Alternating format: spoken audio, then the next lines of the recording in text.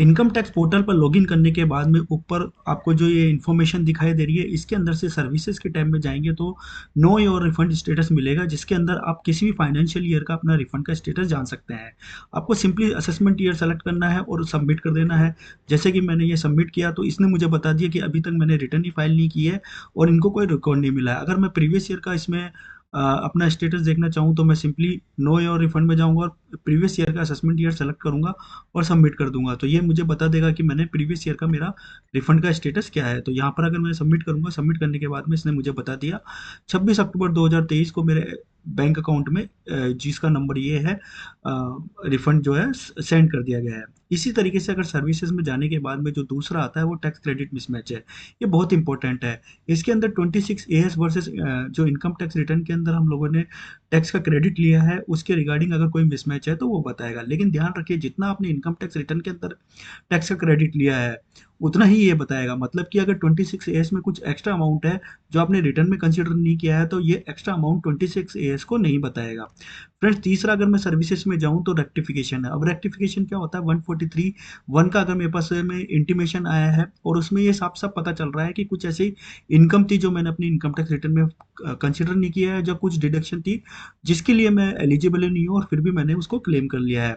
143(1) का इंटीमेशन आया, आप उससे एग्री करते हैं तो आप जो है रेक्टिफिकेशन कर सकते हैं अपनी इनकम टैक्स रिटर्न में थ्रू इस सेक्शन के द्वारा। रिफंड री इशू, अभी किसी ऐसे बैंक को सेलेक्ट कर लिया जिसका जो कि किसी अन्य बैंक में मर्जर हो चुका है या IFSC कोड गलत डाल दिया या पैन मिसमैच है पैन कार्ड और बैंक के डिटेल्स में, तो आप रिफंड री इशू की रिक्वेस्ट कर सकते हैं यहाँ से आप इस वाले सेक्शन से, और आप अपना नया बैंक अकाउंट जो है वो इधर ऐड कर सकते हैं।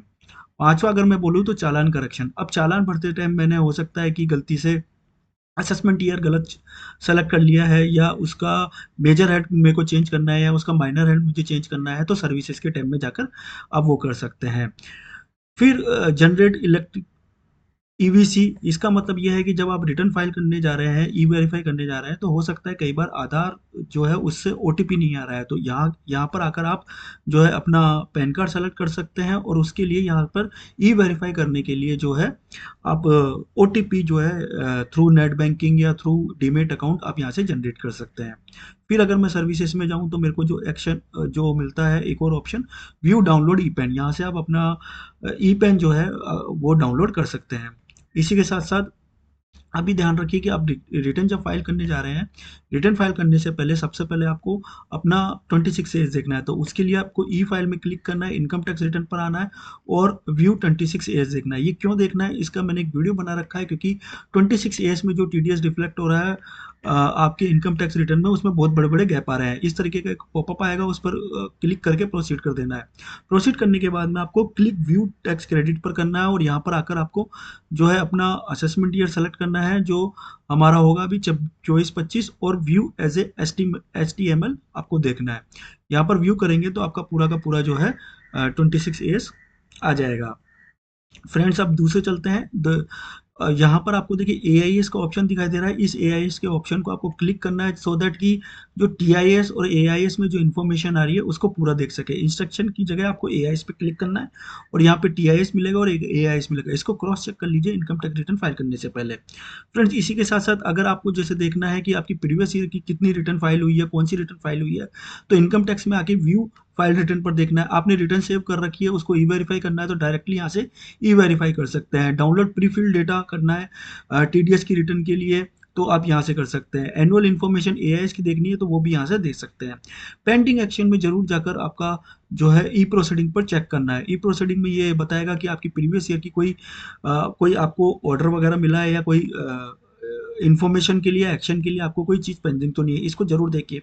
इसी के साथ साथ रेस्पॉन्स टू आउटस्टैंडिंग डिमांड में भी जाकर देखिए, क्योंकि ऐसा हो सकता है कि आपका कोई आउटस्टैंडिंग डिमांड का ऑर्डर निकला है और उसने अब तक अभी तक आपने उसको जो है रिप्लाई नहीं किया है, तो इस केस में अभी अगर आपका ITR भर रहे हो और उसमें रिफंड है तो वो रिफंड आपका रोका जा सकता है।